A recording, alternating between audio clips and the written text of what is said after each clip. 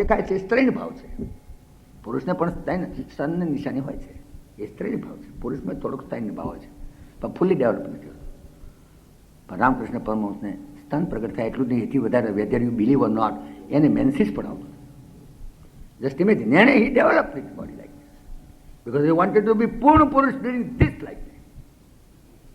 જ્યાં સુધી તમારી ફેમિનિન એન્ડ મેસ્ક્યુલિન બંને ક્વોલિટી ડેવલપ ના થાય ત્યાં સુધી આર નોટ પૂર્ણ પુરુષ. અમે રામકૃષ્ણ પરમહંસ નથી જોયા છો, પણ અમે, તમે કદાચ જાણતા હો તો ગુજરાતમાં અમારા પૂજ્ય મોટા હતા નડિયાદના, હમણાં જ ગુજરી ગયા. એમને હમણાં જોયા છે અમે. એણે પણ આ ક્વોલિટી ડેવલપ કરેલી. સ્ત્રી માફક ચાલે, સ્ત્રી માફક બોલે. હી ઓલ્સો ટ્રાય, પણ he could not succeed fully by the time he died.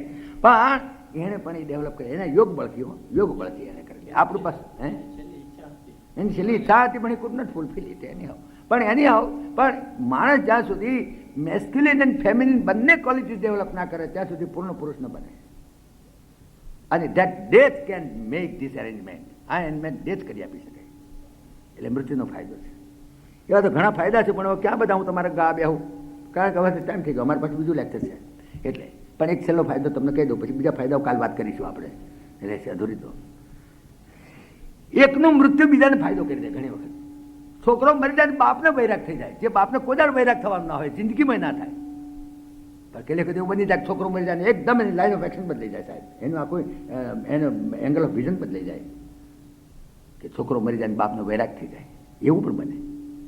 અગર તો કેટલી વખત એવું બને, બાપ મરી જાય, છોકરાને 2.5 લાખનો વીમો પાકે, એ બને. શું આમ તો 2 પૈસા બેટા પેદા કર્યા છે, પણ પ્લેનમાં ઉડતો મરી જાય ને તો 50 લાખ રૂપિયા કંઈ કે આપે છે. હા, માલ થઈ જાય છોકરો.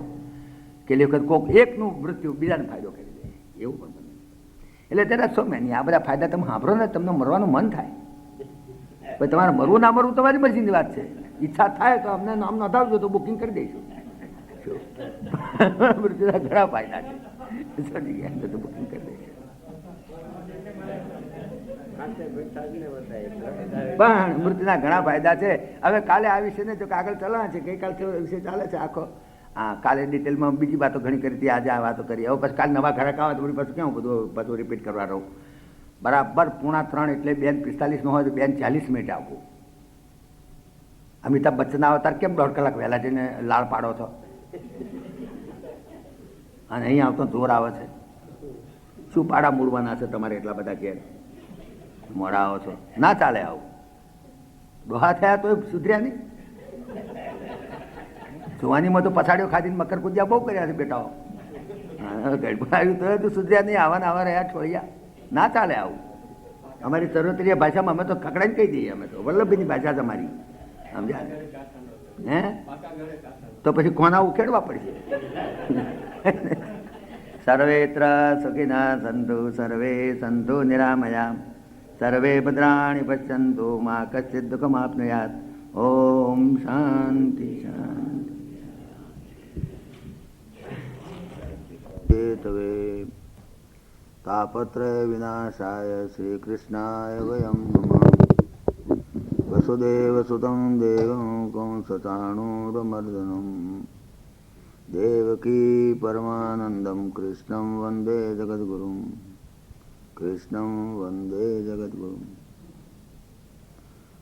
જો આપણે છેલ્લા 3 દિવસ માટેનો મૃત્યુનો મહાત્મ્ય એ વિષય રાખ્યો હતો. 3 દિવસ માટે એક જ વિષય મૃત્યુના મહાત્મ્યની મેં વાત કરી. એટલા માટે કે મહાત્મ્ય તમે જાણો તો એમાં તમારી પ્રીતિ થાય, એટલીસ્ટ તમારો ભય મટી જાય. જ્યાં સુધી તમે ભયભીત છો, જ્યાં સુધી તમે અભયમ નહીં આવે, ત્યાં સુધી તમે આનંદથી નહીં જીવી શકો.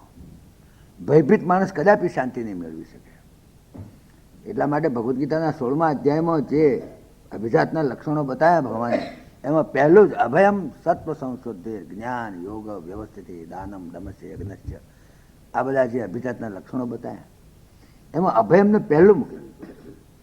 જ્યાં સુધી માણસને ભય છે ને ત્યાં સુધી એ પરમાત્માની પ્રાપ્તિ તો નહીં કરે, પણ આ જગતમાં પણ સુખી નહીં થઈ શકે.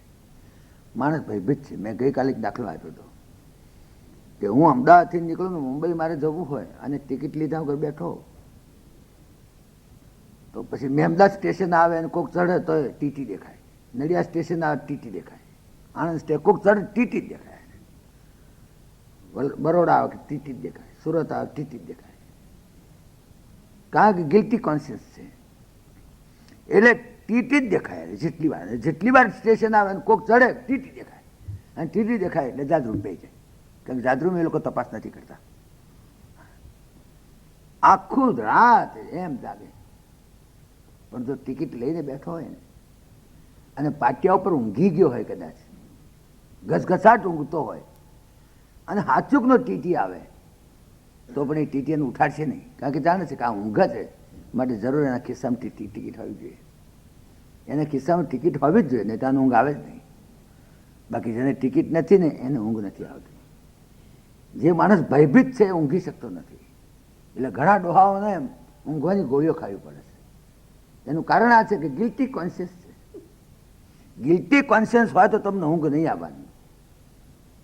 ઘણા માણસો મને કહે છે કે આ ગોળીઓ ના ખાઈએ તો ઊંઘ જ નથી આવતી. ઊંઘ છે નહીં આવે. જોવાની મકર કુદિયા બેટાઓ બહુ કર્યા છે, બહુ આરામખોરીઓ કરી છે, બહુ લુચ્ચાઈઓ કરી છે. તમને કોઈ લમણમ વાગી કહેનાર કોઈ મળ્યો નહોતો તે દાડે. એટલે તમે જે કાથા કબલા કર્યા છે ને, હવે અહીં નડવાના. પછી વડે છોકરા તગડી મેલે તારે મફતનું ખાવા આવવું પડે સરકાર પાસે. લખ્યાલવું પડે કે મારે હવે આવક નથી, હું નિરાધાર થઈ ગયો છું, મારા બંગલા નથી, પૈસા નથી, માટે મને મફત રહેવાનું ઘર આલો, મફત ખાવાનું આલો. આ બધી જ દશા આવે છે. આખા જીવનનો છેડો વૃદ્ધાવસ્થા છે. એટલા માટે પરીક્ષિતે કહ્યું ભાગવતમાં, તસ્માત ભારત સર્વાત્મા ભગવાન ઈશ્વરો હરિ શ્રોતવ્ય કીર્તિતવ્ય છે સ્મર્તવ્ય છે ચિતાવયમ જન્મલાભ પરમ પુંસામ અંતે નારાયણ સ્મૃતિ. એ શબ્દ ભાગવત જે બોલે છે ગજબનો. આખી જિંદગીનો સરવાળો. મળતી વખતે જો નારાયણ નામ મુખમાં ના આવ્યું ને તો તમે દેવાળું ફૂંકીને ગયા, સમજી લો. You are spiritually bankrupt. Spiritually bankrupt ન થવું પડે એટલા માટે. આ તો જીવતે જ બેંકરપ્ટ થઈ ગયા, નિરાધાર થઈ ગયા. તમામનો આધાર પરમાત્મા છે ભૂલી ગયા. નિરાધારોનો આધાર પણ પરમાત્મા છે ભૂલી ગયા. અને જે સરકાર મફત ખવડાવે એનું કલ્યાણ થાય એટલા માટે નારાયણનું નામ લો તો કલ્યાણ થાય. પણ ત્યાંય પત્તા રમવા બેઠા. આખી જિંદગી તો રમ્યા, પણ અહીંયા પાછા. મને સરકાર પેન્શન આપે છે. આજે મને 71 વર્ષ થયા છે. હું પણ રિટાયર્ડ ગવર્મેન્ટ ઓફિસર છું. મને સરકાર પગાર આપે છે. મારા ભાન રાખવું જોઈએ. જ્યારે હું સરકારનો પગાર ખાઉં છું તો સરકારનું કલ્યાણ ક્યારે થાય કે એનું અન્ન મારા પેટમાં પડે ને એ અન્નથી હું નારાયણના નામ લઉં તો એ સરકારનું કલ્યાણ થાય.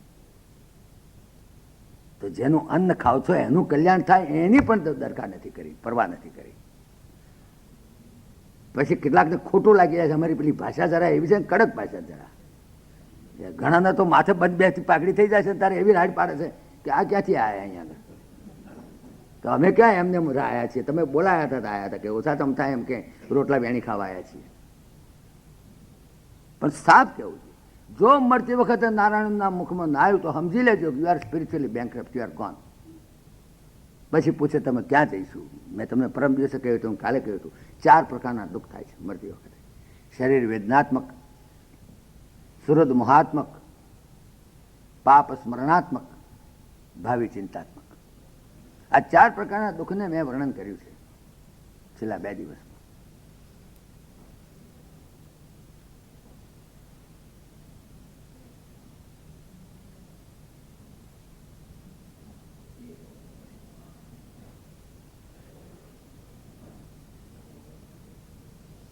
શરીર વેદનાત્મક દુઃખ ન ભોગવવું હોય તો સંયમી જીવન.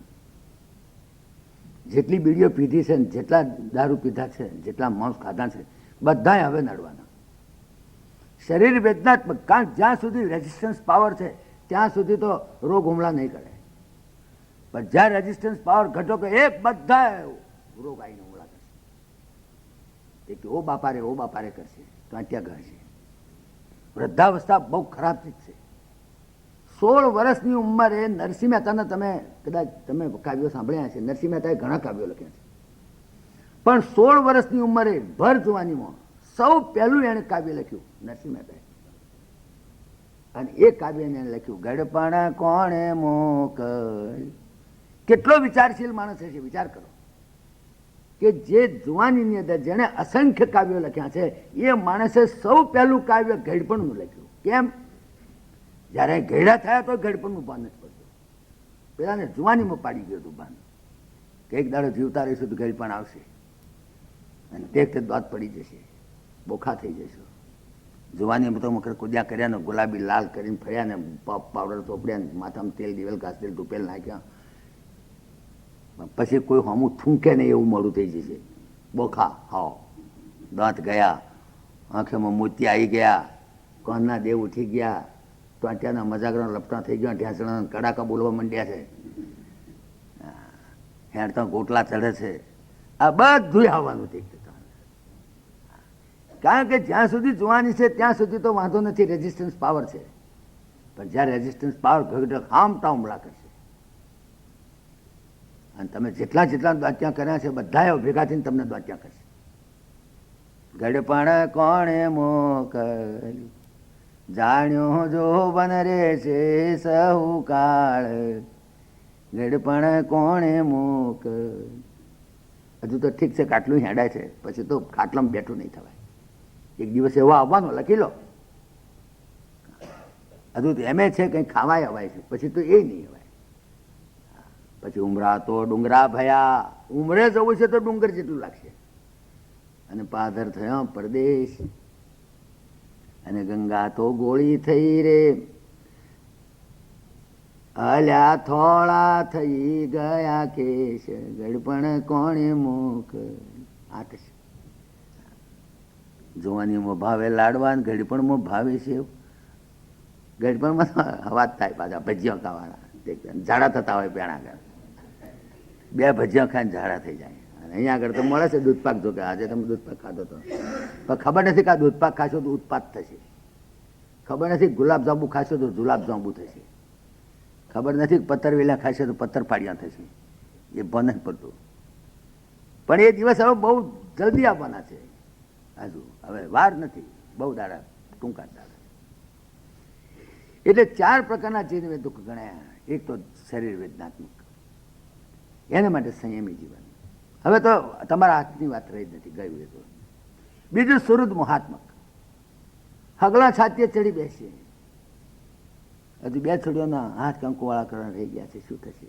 આ છોકરા હજુ ઠેકાણે પડ્યા નથી ને શું થશે? બૈરી રણશે ને રોશે ને છોકરા કયું નહીં કરે શું થશે? મરી જઈશ તો આ બધું કોણ કરશે?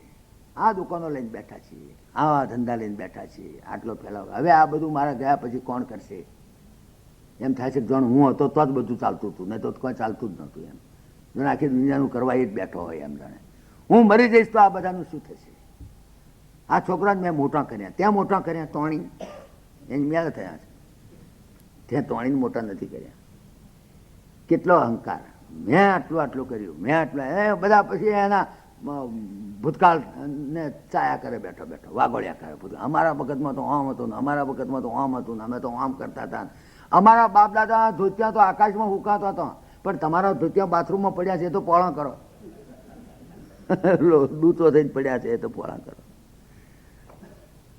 વાતો કરે એવી મોટી મોટી, તમે જુઓ તો આ ગયડાઓ બેઠા બેઠા.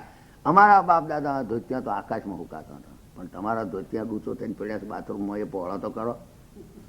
એ નથી થતો. હા, એ બધી વાતો તમે જુઓ તો નહીં.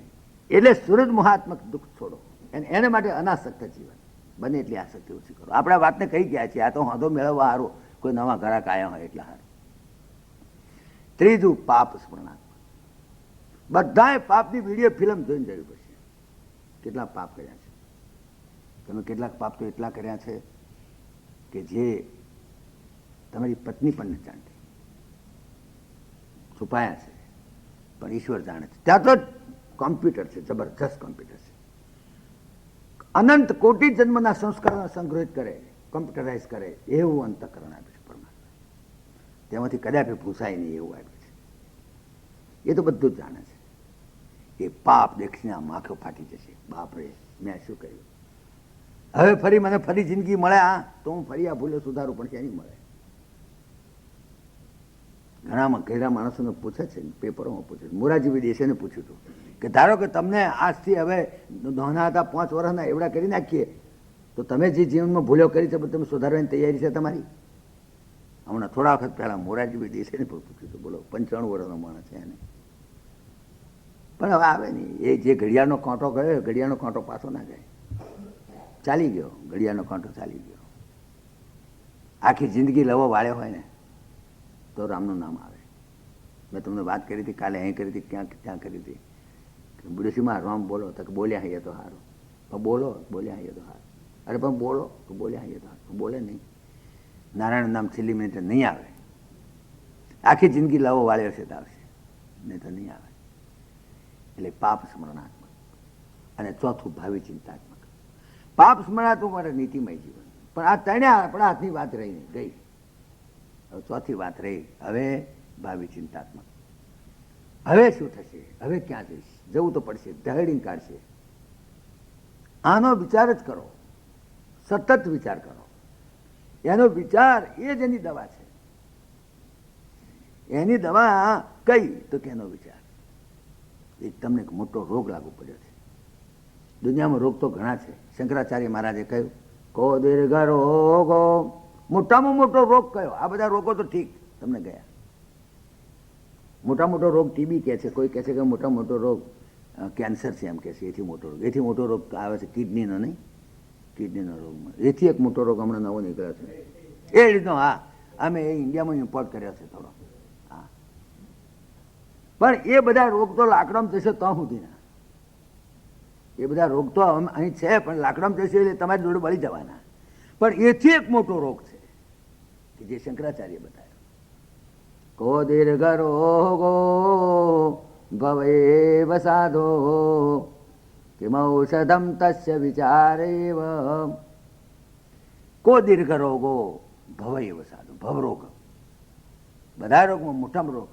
આ રોગ તો તમારા લાકડામાં થશે તો સુધી, પણ આ ભવરોગ તો તમને જન્મ જન્માંતરથી તમારી પાછળ પડે છે. લાકડામાં જશો તો તોય એ રોગ તમારી સાથે રહેવાનો. યાર is the cycle of birth and death. તમને મનુષ્ય શરીર મળ્યું હતું just to get yourself relieved from that cycle of birth and death, but you did nothing for it. તમે કાંઈ કર્યું નહીં. હવે ભવરોગ આવ્યો છે. આ ભવરોગ તો કાયમનો રોગ છે. જીવાત્માની પાછળ અનંત કોટી જન્મથી પડેલો છે. અને એ રોગની દવા શું? શંકરાચાર્ય કહ્યું કો દીર્ઘ રોગો ભવૈવ સાધો. આ મોટા મોટો રોગ ભવરોગ છે. અને કિમૌષધમ તસ્ય, એની દવા કહી તો કિમૌષધમ તસ્ય વિચારેવ. બસ એનો સતત વિચાર કરવો, એ જ એની દવા છે. બીજી દવા છે એની. એનો વિચાર કરો. ટીબી થયો હોય ને તો ડાક્ટર નહીં કહે કોને ટીબી થયો છે, નહીં પેલા હાર્ટ એટેક થઈ જાય છે. એટલે એનો હગલું જોડે ગયું હોય ને એને કહે કે જોજો, એને ના કહેતા પણ એને થર્ડ સ્ટેજમાં ટીબી છે. દર્દીને કહેવાય નહીં તને ટીબી થયો છે, નહીં દર્દીને ગભરામણ થઈ જાય.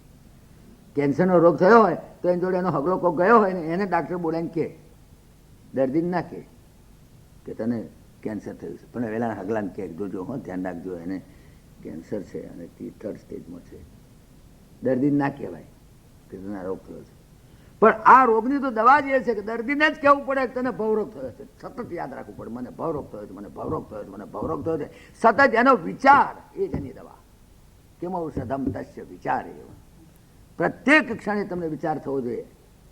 દર્દી પણ તમે છો ને, વિચાર તમારે જ કરવો પડશે. પ્રત્યેક ક્ષણે, પ્રત્યેક શ્વાસે. એક શ્વાસ અંતિમ શ્વાસ છે, સમજી લેવાનું.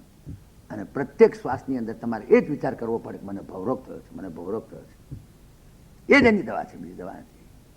તમને રોગ જ નથી થયો, તમને રોગ થયો છે ખબર જ નથી, તો તમે કેવી દવા કરવાના? હજુ ભાન નથી પડતું કે મને રોગ થયો છે, ભવરોગ થયો છે. એ હજુ ભાન નથી પડ્યું. આટલા થપ્પડો ખાધી, વાળ ધોળાય થઈ ગયા ને એમ પૂર્ણ ભાગના તો ઉખડી ગયા. ખબર જ ના પડી કઈ તારીખે વાળ ધોળા થઈ ગયા. મને જ ખબર નથી કઈ તારીખે વાળ ધોળાય. અને એમાંથી કેટલાય ઉખડી ગયા. પથારીમાં હાથમાં નથી આવ્યા. એ કદાચ પથારીમાં હાથમાં નથી આવ્યો હતું, એક વાળ બધા ઉખડી ગયા. પણ અને છતાંય ભાન નથી પડતું કે તમારા વાળ ઉખડી ગયા, તમને ભાન નથી પડતું. તો આ ભાન કેવી રીતે પડે? ભવરોગ થયો છે મને. એટલે એ તો તમારા હાથની વાત રહી નહીં. શરીર વેદનાત્મક, સુરત મોહાત્મક, પાપ સ્મરણાત્મક, ભાવિ ચિંતાત્મક. આ ચાર મોટામાં મોટા દુઃખ મરતી વખતે થવાના. એકંદર હોય કે હિટલર હોય કે મુસોલિની હોય કે ચંગીઝ ખાન હોય કે રામકૃષ્ણ પરમહંસ હોય કે વિવેકાનંદ, ગમે તે હોય, આ ચાર દુઃખ થવાના. અને એની દવા પણ આ બતાવી. એક તો સંયમી જીવન, અનાસક્ત જીવન, નીતિમય જીવન.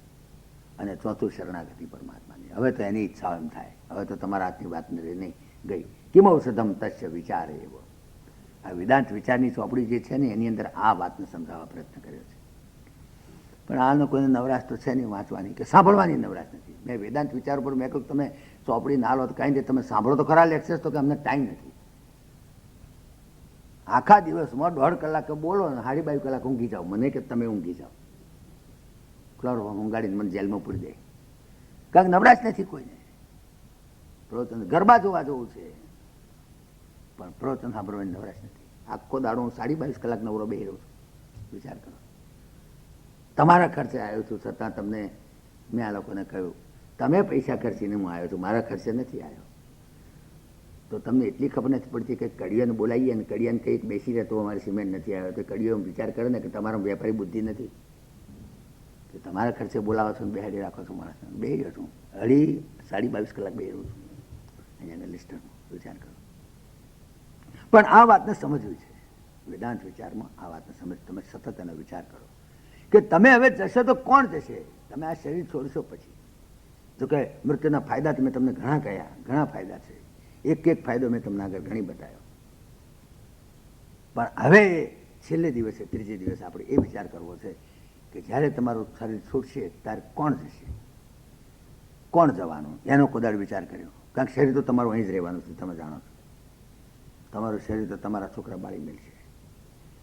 જો કે મને ખબર આમ તો છે કે મારું શરીર મારા છોકરા બાળ, હું તો જોવાનું નથી મારું શરીર બળે છે, પણ મારા બાપાને મેં બાળી મેલેલા એ ઉપરથી હું જાણું છું કે મારા બાપાનું શરીર મેં બાળી મેલેલું. એ ઉપરથી મને ખાતરી છે કે મારા છોકરા જેના સારું મેં આખી જિંદગી હારા કર્યા એ મારા પેટના જ છોકરા, મારા બેટા. મેં બંગલા કરાયા છે, એ બંગલામાં સિમેન્ટ લોકોની દાઢીમાં હાથ ગાલીને કાળા બજારના લાયા, કડિયા હુતાની જોડે લમણા ફોડી ફોડીને બંગલો કરાયો. અને એ જ મારો જ કરાયેલો બંગલો. એમાંથી મારા જ પેટના છોકરા, મારા બેટા મને મુશ્કેલ પાણી બાંધીને એક દાડો બહાર કાઢશે. વિચાર કરો. અને મારો નાનામાં નાનો છોકરો જે મને બહુ વહાલો છે એ જ મારો બેટો મારો મોઢા દેવતા મેલ છે. આ મને ખાતરી છે. અને છતાંય તે મારા છોકરાનું થશે ચિંતા કરો છો. મરી જઈશ તો શું થશે? અરે મરી તો જાઓ, મરી જાઓ. અને જો તમે 6 મહિના પછી આવજો, મારા બેટા શીરો પૂરી કંઈ ખાતો હશે. આ તમને કહું, તમે મરી જાઓ પછી ખબર પડે. જોજો 6 મહિના પછી આવો તો કદાચ આવશો કે નહીં આવશો તો ખબર નથી મને. શીરો પૂરી કંઈ ખાતા હશે. મારા બાપા મરી ગયા, હું તો ભૂલી ગયો. હવે ઠીક છે, 2-4 વર્ષ રાહ વાસ નાખી હતી, કાગડો થઈને આવતા હતા તારે. હવે તો ક્યાં કાગડો થઈને આવે? કે બાપ દાદા ઇન્ડિયામાં ખોરતા હશે તમને, તમે નહીં આવતા રહ્યા છો. એ કાગડા ક્યાંય ભમતા હશે, ભગવાન જાણે ક્યાં આગળ એનું ઘર જડે છે, ક્યાં જડે કે શું. ઇન્ડિયાવાળા કોઈ કહ્યું છે કોઈ ગાંડામ ગયા તો જાઓ, તો બચારા ભમ્યા હશે થોડા દાડા. ત્યાંથી એ કશે નીકળી ગયા, અહીંથી જતા રહ્યા. કોણ જાણે લિસ્ટરમાં કે લંડનમાં ક્યાં હશે, ક્યાં તમારા બાપ દાદા કાગડા થઈને ખોળે તમને. વિચાર કરો. એટલે મરી ગયા પછી તમે ક્યાં જશો એ તો વિચાર કરો. તમે ક્યાં જશો?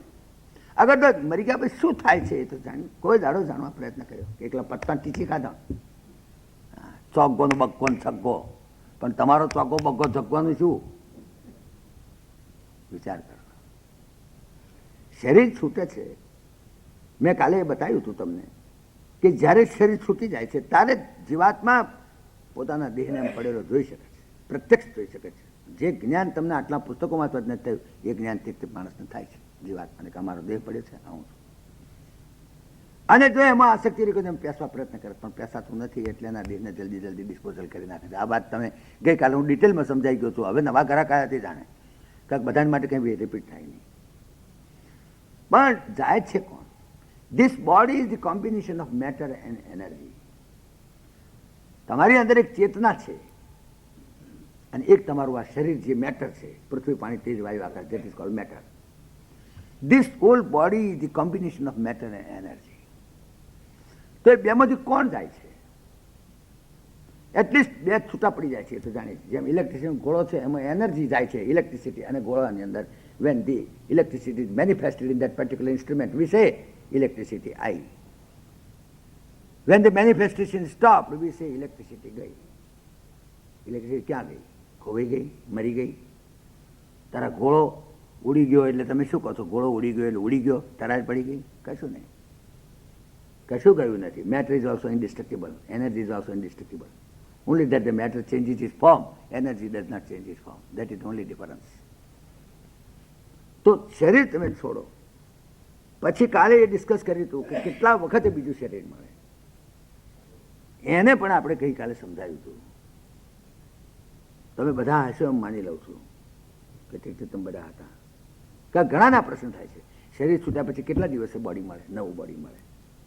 તો એની ટાઈમ લિમિટ પણ ગરુડ પુરાણના આધારે મેં તમને કહી હતી ગઈકાલે, ડિટેલમાં કહી હતી, એવું નથી કહેતો. પણ આજે એ વિષય છે કે જાય છે કોણ? કારણ કે શરીર તો અહીં બળી ગયું, અને ચેતના આત્મા એ તો વ્યાપક છે, એ તો ક્યાં જતો જ નથી. જેમ દાખલા તરીકે ઘડો છે, આ ઘડો છે, ઘડાની અંદર રહેલું આકાશ છે. તો આ ઘડો હું બીજા રૂમમાં મૂકી આવું તો કંઈ આકાશ ત્યાં જાય નહીં, આકાશ તો ત્યાં પણ છે. આકાશ તો વ્યાપક છે, એટલે આકાશને ત્યાં જવાનું છે જ નહીં. આકાશ તો આ જે મહાકાશ છે એનો જ પાર્ટ છે, ભાગ છે, અંશ છે. ઈશ્વરે અંશ જીવ અવિનાશી, જે રામાયણમાં પણ સમજાયું છે. મમૈવાંશો જીવલોકો લોકે જીવભૂત સનાતના, એમ પરમાત્માનો અંશ આ આકાશનો અંશ છે. આ પવાળામાં રહેલું આકાશ એ પણ મહાકાશનો અંશ છે. અંશ એટલે કટકો નહીં. આ પવાળું બનાવ્યું તે પહેલાં પણ હતું. પવાળું બન્યું ત્યારે આકાશ અંદર છે, અને પવાળાની બહાર પણ આકાશ છે, અંદર પણ આકાશ છે. એટલું જ નહીં, ભાષાની ભૂલ છે, ખરેખર તો આખો પવાળું જ આકાશમાં છે. એટલે આકાશ તો વ્યાપક છે, આત્મા તો વ્યાપક છે, ચેતના તો વ્યાપક છે. એટલે અહીંથી પવાળું ઉચકીને ત્યાં લઈ જાઉં તો આ આકાશ ત્યાં નથી જતું, આકાશ તો ત્યાં પણ છે, મહાકાશનો જ ભાગ છે. Qualitatively there is no difference. પરમાત્મા અને આત્મા વચ્ચે શું ફેર છે? પરમાત્મા એટલે વ્યાપક આકાશ, અને આત્મા એટલે ઘડામાં આવેલું આકાશ. મકાનમાં આવેલું આકાશ મઠાકાશ કહેવાય, ઘડામાં આવેલું કયું ઘટાકાશ કહેવાય. પણ એ આકાશમાં ક્વોલિટેટિવલી there is no difference.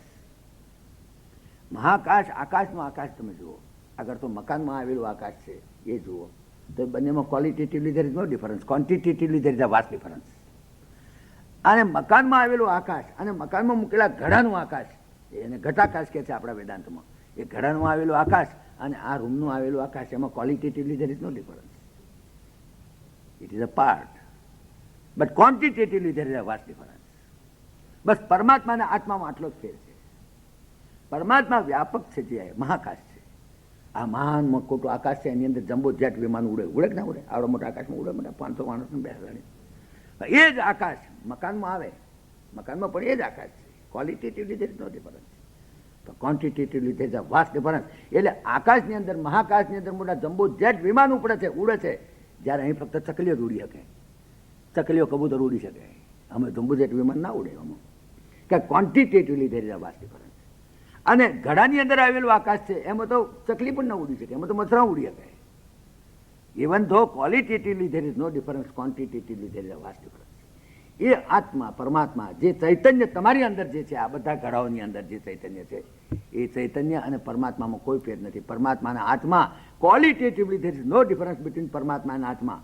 ક્વોન્ટિટેટિવલી difference લાગે, કારણ કે કીડીમાં રહેલો આત્મા અને હાથીમાં રહેલો આત્મા, because the container is big or small. Container મોટું છે નાનું છે, because the vessel is small, Atma appears to be small. Because the container is small or big in the elephant, therefore Atma appears to be big. But કીડીમાં રહેલું ચૈતન્ય અને આત્મા અને હાથીમાં રહેલું ચૈતન્ય ક્વોલિટેટિવલી 100% છે. 100%. કીડીમાં જેટલો ચૈતન્ય છે, જે આત્મા ચૈતન્ય છે, એ જ આત્મા ચૈતન્ય હાથીમાં છે. એટલે પરમાત્માના આત્મા વચ્ચેનો કોઈ ફેર નથી, તમારી અંદર રહેલો આત્મા. હવે આત્મા તો વ્યાપક છે, એ તો શરીર છૂટ્યા પછી ક્યાં? એ તો બધે જ છે. આ ઘડો ફૂટી જાય તો આકાશ ક્યાં જાય? છે ત્યાં હતું જ, એને કંઈ જવાનું છે જ નહીં. અગર ઘડો અહીંથી જોડેના રૂમમાં લઈ જાઓ તો આકાશ ત્યાં જાય? ના જાય, જોડે ના જાય, તો ત્યાં પણ છે, વ્યાપક છે. તો જાય છે કોણ? દેહ તો અહીં બળી ગયેલો તમે જોઈ શકો છો.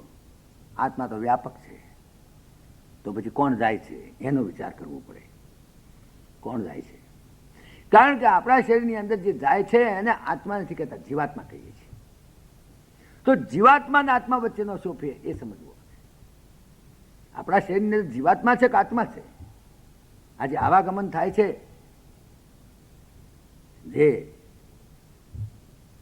જેનું goes in cycle of birth and death, એ આત્મા કે જીવાત્મા?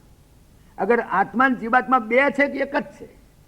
અગર મારી અંદર આત્મા છે કે જીવાત્મા છે, તો એક તો પરમાત્મા અને આત્મા બે તો સમજ્યા, પણ આત્મા અને જીવાત્મા ડિફરન્સ સમજતા નથી. આત્મા અને જીવાત્મા, તમારી અંદર આત્મા છે કે જીવાત્મા છે? તમારી અંદર જે નીકળીને જશે, બીજો દેહ પકડશે, એ આત્મા પકડશે કે જીવાત્મા પકડશે? કારણ કે આત્મા તો વ્યાપક છે, એ તો જાય, એ તો જતો જ નથી ક્યાંય. આત્મા તો વ્યાપક છે. એ તો મેં તમને બતાવ્યું, ઘડો અહીંથી લઈ જાઓ તો ત્યાં આગળ આકાશ તો જાય નહીં, કારણ કે તો વ્યાપક છે આત્મા. તો કે જાય છે જીવાત્મા છે, જીવાત્મા બીજા શરીરને પકડે છે. પણ એ જીવાત્મા ક્યાંથી આવ્યો? અને આત્મા જીવાત્મા ફેરશો. તમારા શરીરની આત્મા છે કે જીવાત્મા છે? તો એને પણ વેદાંત કહે છે આત્મા અને જીવાત્મા બે એક જ છે. કેવી રીતે સમજાવવું? કેવી રીતે સમજાવે કે આત્મા જીવાત્મા એક છે? કોઈ માણસ આવે તો મગનભાઈ આવ્યા, મગનભાઈ આવો, મગનભાઈ આવ્યા, મગનભાઈ. અને મગનભાઈ દારૂ પીને આવે તો કોઈ દારૂડિયો આવ્યો. તો દારૂડિયો અને મગનભાઈ બે વ્યક્તિ નથી. તમને સમજમાં આવી વાત? મગનભાઈ જ્યારે દારૂ પીને આવે ત્યારે એને દારૂડિયો કહેવાય, અને દારૂડિયો જ્યારે દારૂ પીધા વગર આવે ત્યારે એને મગનભાઈ કહેવાય. એટલે મગનભાઈ અને દારૂડિયો બે વ્યક્તિ નથી. When Maganbhai is under the influence of wine, he is Darudia. And when Darudia is out of the influence of wine, he is Maganbhai. સમજમાં આવી વાત? અલ્જબ્રિક ઇક્વેશન છે. મગનભાઈ દારૂની અસર નીચે હોય ત્યારે એને દારૂડિયો કહેવાય, અને દારૂડિયો દારૂની અસરથી મુક્ત થઈ જાય ત્યારે એને મગનભાઈ કહેવાય. એમ when jivatma is under the influence of vasana, જેમ atma is under the influence of vasana, he is jivatma. And when Jivatma is out of the influence of Vasna, he is Atma. આત્મા જ્યારે વાસનાથી ઘેરાય એને આપણે જીવાત્મા કહીએ, અને જીવાત્મા જ્યારે આ વાસનાથી મુક્ત થાય એને આપણે આત્મા કહીએ. એટલે આત્મા અને જીવાત્મા બે નથી. જેમ મગનભાઈ અને દારૂડિયો બે નથી, એક જ છે. મગનભાઈ દારૂની ઇન્ફ્લુઅન્સ નીચે હોય ત્યારે એને દારૂડિયો કહેવાય. દારૂડિયો જ્યારે દારૂની ઇન્ફ્લુઅન્સથી મુક્ત થાય ત્યારે એને મગનભાઈ કહેવાય. એમ આત્મા જ્યારે વાસનાથી ઘેરાય, વાસનાની અંડર ઇન્ફ્લુઅન્સમાં હોય ત્યારે જીવાત્મા કહેવાય, અને જીવાત્મા જ્યારે વાસનાથી મુક્ત થાય ત્યારે એને આત્મા કહેવાય. એટલે આવાગમન જીવાત્માનું છે. જીવાત્માનું એટલે વાસનાયુક્ત ચૈતન્ય, વાસનાથી ઘેરાયેલું ચૈતન્ય, અને વાસનાથી ઘેરાયેલા ચૈતન્યનું જ આવાગમન થાય. એટલે જો વાસના ખતમ થઈ જાય, તમારી કોઈ જીવન વાસના રહે, you have not to catch any body, finished. જ્યારે મુક્ત છો તમે. તમે ખરેખર તો મુક્ત જ છો, તમે અનાદિ મુક્ત છો, કારણ કે તમે આત્મા પરમાત્માના સ્વરૂપે જ છો. પણ વાસના તમારી જે જન્મ જન્માંતરની વાસનાઓના કામનાઓને લપેડા, વાસનાઓના કામનાઓને લપેડા જે અંતઃકરણના પટ ઉપર પડેલા છે, એ અંતઃકરણનું આવાગમન થાય છે. એ અંતઃકરણનું આવાગમન થાય છે. એટલે એ વાસના જે રહી ગઈ હોય, બસ એ વાસના પ્રમાણે જીવાત્મા પકડે. ભગવદ્ ગીતાની ચોખવટ કરે, યમ યમ વાપી સ્મરણ ભાવમ ત્યજત્યંતે કલેવરમ તમ તમ એવૈતિ કમતે સદા તદ્ભાવ ભાવિતા. મરતી વખતે જે કામના વાસના તમારા અંદર રહી ગઈ, મરતી વખતે કામ વાસનાથી ઘેરાયેલું મન છે તમારું,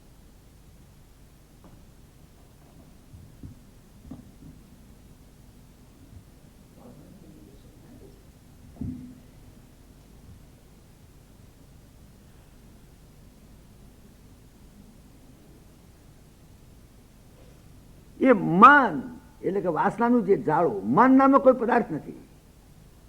મનનું કોઈ સબસ્ટેન્શિયલ એક્ઝિસ્ટન્સ નથી.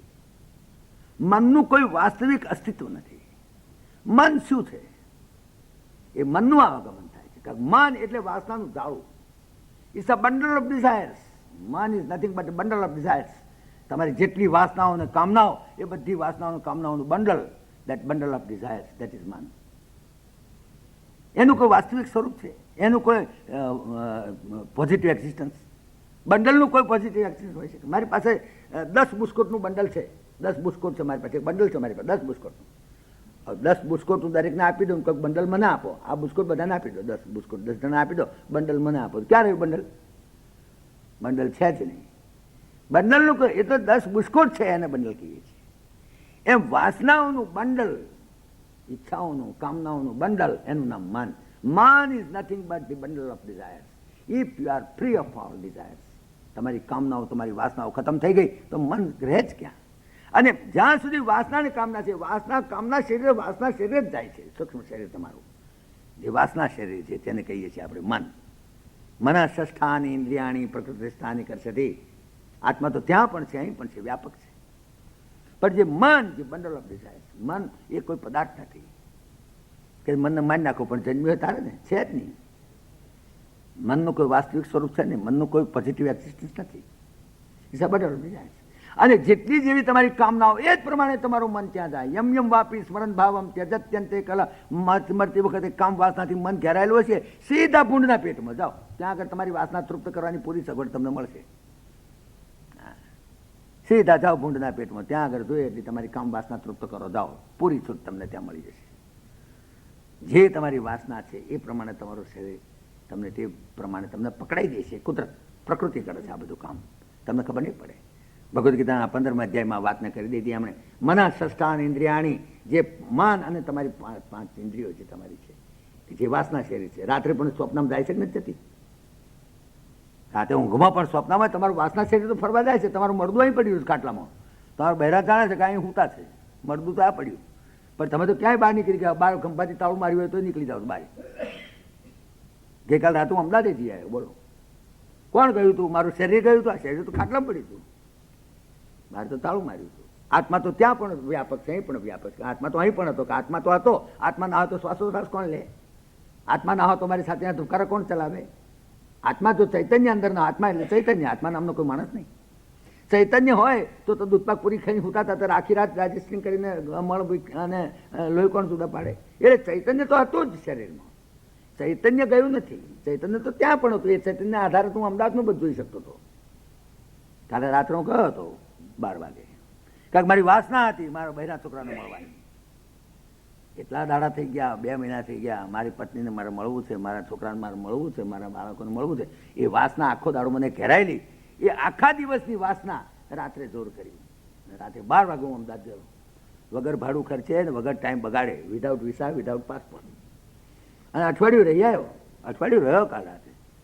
પછી આવ્યો ત્યારે રાતના 12:30 વાગ્યા હતા. તો અઠવાડિયે રહી આવ્યો. કોણ ગયું તું? મારી વાસના.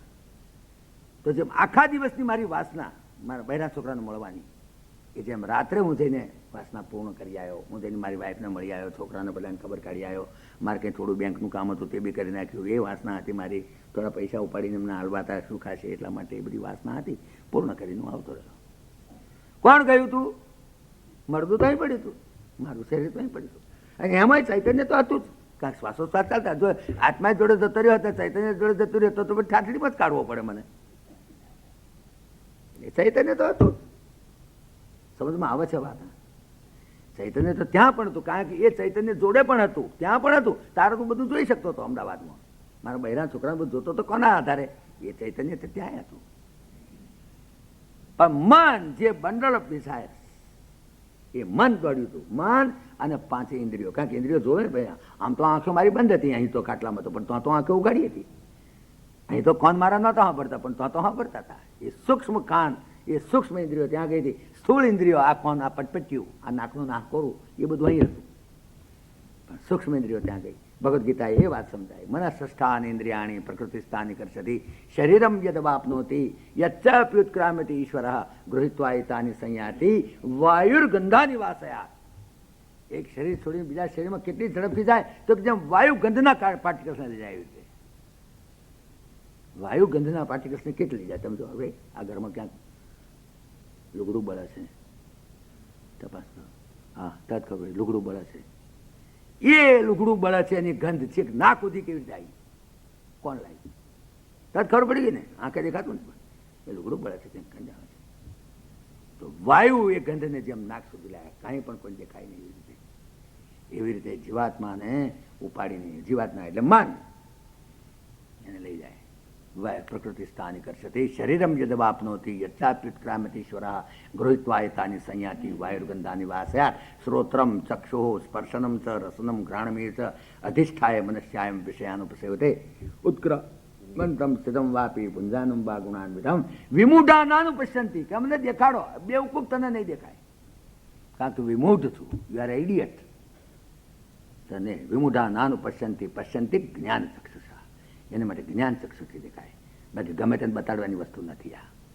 એટલે આવાગમન કોનું થાય છે? મનનું. અને મન શું છે? વાસનાઓનું ઝાડ છે, બંડલ ઓફ ડિઝાયર્સ. તમે જે જે ડિઝાયર્સ કરી છે, આખા દિવસના કરેલા મનોરથો રાતે તમને ત્યાં આગળ લઈ જાય. એમ આખી જિંદગીના કરેલા મનોરથો, તમારા કામનાઓ, વાસનાઓ, એ જ તમને પકડાઈ દેશે બીજા શરીરને. જખ મારીને જવું પડશે, છૂટકો નહીં થાય. આખી જિંદગી પત્તા રમ રમ કરી જાઓ, પત્તાવાળા તો કોઈક જુગારીને તો જન્મ આપશે. તમે આ કરજો જુગાર બેઠા બેઠા. દારૂ પીવાની ટેવ છે, કલાલને તો છોકરા થઈને જજો, પછી આખી જિંદગી દારૂમાં ડૂબ્યા કરજો. માંસાહાર કરવું છે, જાઓ બલાડી થાવ, ઉંદરડો મારી ખાજો બેઠા બેઠા. થાવ બલાડી, થાવ કૂતરું, માંસ ખાયા કરજો બેઠા બેઠા. જેવી કામના છે એ પ્રમાણે મન ત્યાં લઈ જાય. વાસના શરીર છે એ જ જાય છે. Mind is nothing but the bundle of desires. મેં તમને અહીં દાખલો આપ્યો હતો, કદાચ અહીંયા આપ્યો તો, ક્યાં આપ્યો તો ખબર નથી, ત્યાં આગળ પેલા વાળમાં આપ્યો હતો. એક મિયા હતા ને, તેને બિચારાને ભૂખ્યો બહુ થયેલો, 3 દાડાનો ભૂખ્યો. 3 દાડાનો ભૂખ્યો હવે શું કરે? ભૂખ તો એવી કકડીને લાગેલી, પણ પૈસો ના મળે. રસ્તામાં જતો તો ભજીયાની લારી હતી, ભજીયાની લારીમાં સુગંધી હારી આવે મને. હંમેશા ઘરના ભજીયા કરીને લારીનો ભજીયાની સુગંધી હારી આવશે. બહુ હવાદ આવી ગયો અને મોંમાં પાણી આવી ગયું. પેલા જ જઈને કે ભાઈ મને ભજીયા ખાવા છે. પેલો કંઈક રૂપિયો લાવો, મફત ના મળે. કે રૂપિયો તો નથી મારી પાસે. તો પૈસા ના ભજીયા મળે, તો ભજીયા ના મળ્યા બધા વાત સારી. અને રસ્તામાં હડતા જતા એક જણા ઓટલા પર બેઠેલો ને ભૂખ્યો બજાર તો ઊંઘાઈ ગયા, ઊંઘી ગયો. સ્વપ્ન શરૂ થયું. પેલી વાસના સ્વપ્ન શરૂ થયું. સ્વપ્નમાં એણે કારણ કે સ્વપ્ન જે આવે ને એ રેલેવન્ટ નથી હોતા, ઇરેલેવન્ટ હોય હંમેશા. સ્વપ્નના બધા ઇન્સિડન્ટ્સ ઇરેલેવન્ટ હોય. તે એણે શું કર્યું? સ્વપ્નની અંદર પેલી વાસના રે કેટલી ભજીયા ખાવાની, એમાં બધા પોદળો તળીને ખાધો. હવે આમ તેલ ઉકળતું હતું ને એમાં પોદળો નાખ્યો, થમ કરતો ને ભજીયું થઈ ગયું. પોદળો તળીને ખાધો એણે.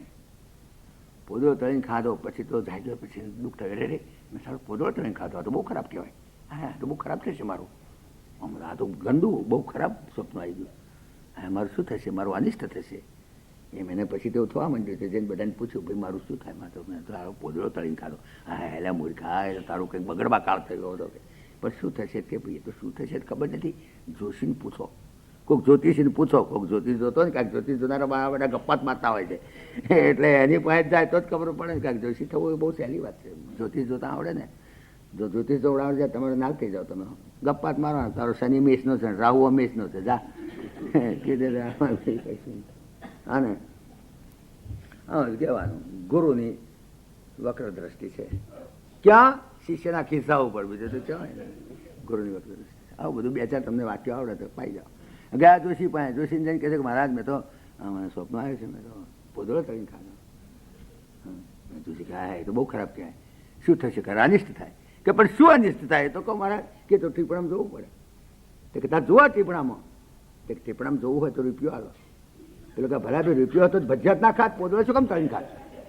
રૂપિયો હોત તો ભજીયાત કરીને ખાત, તો તમારે પોદળો તળવાની જરૂર જ નથી. માણસની વાસના ક્યાં લઈ જાય છે?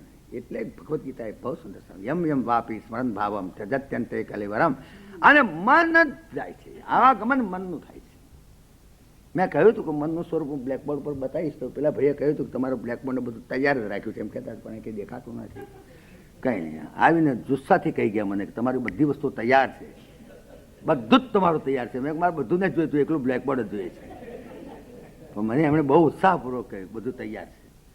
અહીં તો કંઈ દેખાયું નહીં. નહીં તો હું તમને આખું ચિત્ર કાઢીને બતાવત કે તમે કેવી રીતે જાય છો. ત્યાં તો પેલા હોલમાં તો હું બ્લેકબોર્ડ રાખું છું અને બ્લેકબોર્ડથી સમજાવું છું. પણ મન જે છે ને એનું જ આવાગમન. મન એટલે અંતઃકરણ. મન એટલે અંતઃકરણ 4 ફંક્શન્સ છે, એટલે એને 4 મન, બુદ્ધિ, ચિત્ત, અહંકાર, એમ આપણે 4 નામ લઈએ છીએ ને, પણ ખરેખર એક જ છે. પણ ફંક્શન્સ 4 છે એટલે એને નામ પાડ્યા 4. જ્યારે કોઈ પણ પદાર્થનું મનન કરો એટલે એને મન કહેવાય. પણ એ જ જ્યારે એ પદાર્થનું પર ચિંતન કરે એટલે ચિત્ત કહેવાય. અને પછી એ જ્યારે નિર્ણય કરે ત્યારે એને બુદ્ધિ કહેવાય. અને પછી મેં કર્યું એમ બોલે ત્યારે એને અહંકાર કહેવાય. એટલે મન, બુદ્ધિ, ચિત્ત, અહંકાર એ અંતઃકરણ ચતુષ્ટય છે. એટલે because of the different functions they are given different names, but it is one અંતઃકરણ. એ અંતઃકરણનું જ આવાગમન છે. ચેતના તો ત્યાં પણ છે, અહીં પણ છે. માના ગર્ભની અંદર બાળક હોય ત્યારે ત્યાં આત્મા તો છે, ચૈતન્ય તો છે જ. અને અહીં તો શરીર પડી જ ગયું છે. ચૈતન્ય તો ત્યાં પણ છે, આત્મા તો ત્યાં પણ છે, પણ જે અંતઃકરણ છે તે એ એની વાસના એ પ્રમાણે જાય. એ મન, આપણે કહે મન કહો, બુદ્ધિ કહો, ચિત્ત કહો, અહંકાર કહો, ચારના ફંક્શન જુદા છે. હું શાક લેવા જાઉં તો પહેલું તો પદાર્થનું મનન કરવું, ત્યાં દૂધી છે, આ કારેલા છે, પછી ચિંતન કરું, દૂધી લેવી કે કારેલા લેવા, કેટલા પૈસા ગુંજામ છે, શું ભાવ દૂધીનો છે, ચિંતન કર્યું, પછી નિર્ણય કર્યો એટલે બુદ્ધિ કહેવાય. નિર્ણય લેવા જ છે, કારેલા દૂધી નથી જ લેવી. અને પછી અહંકાર કહે મેં લીધું, મેં ના લીધું. એટલે એક જ એનર્જી, જુદા જુદા ફંક્શનને લીધે કે મન બુદ્ધિ ચિત્ત અહંકાર એવું નામ આપી છે આપણે, બાકી અંતઃકરણ. અને આવાગમન અંતઃકરણનું છે. અંતઃકરણ જેટલું શુદ્ધ, અંતઃકરણ જેટલું શુદ્ધ એટલું શુદ્ધ તમારો એક્શન પણ અને એનું રિએક્શન પણ. બાકી મન કહો, બુદ્ધિ કહો, ચિત્ત કહો, અહંકાર કહો, બધું એક સ્વરૂપ છે, વાસનાનું જાળવું છે. અને વાસના જો ખતમ થઈ જાય તો અંતઃકરણ બિલકુલ ટ્રાન્સપરન્ટ થઈ જાય, પછી એનો આવાગમન